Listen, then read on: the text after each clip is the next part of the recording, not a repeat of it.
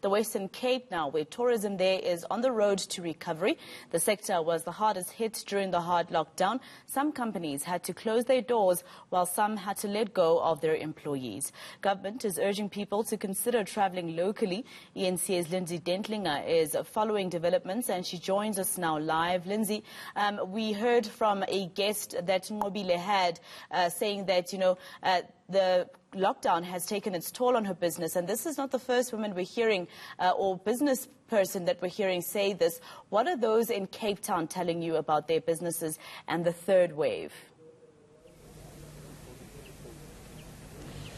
So, Masego, I'm standing at the Table Mountain aerial cableway. It's probably one of the city's busiest tourist attractions at any given time of the year. But for months and months, this cable station behind me has been locked.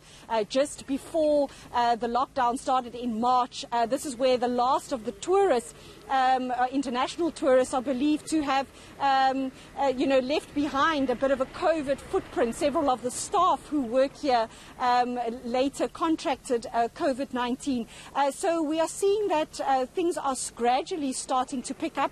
I spoke to some tour operators who are standing alongside me who have brought tourists here this morning. I'm just going to step out of shot so Asanda can show you some people lined up there at the ticket office to go up the cableway, and they're telling me ordinarily they would bring hundreds of guests here every day. The cableway sees about 3,000 people travel up the mountain every day. That's now reduced to about a third of that number, but they are seeing some international tourists here. I'm told there are American tourists going up the mountain today, and even some Romanian tourists. But of course, Masego, vaccination is key, not only for the tourists who come and visit, the staff who work and interact with the tourists who come to the city.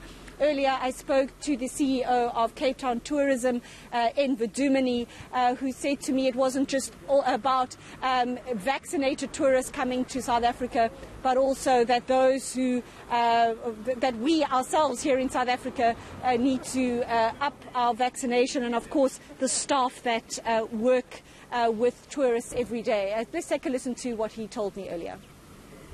I think the one thing is travel confidence. I think the world is still a bit skittish when it comes to international travel. Our borders have been open since last year. So for us as South Africa, we are ready to welcome tourists, and we're seeing them come through. But I think a lot of those other markets have been closed. UK, Germany, US, those ones that we are dependent on.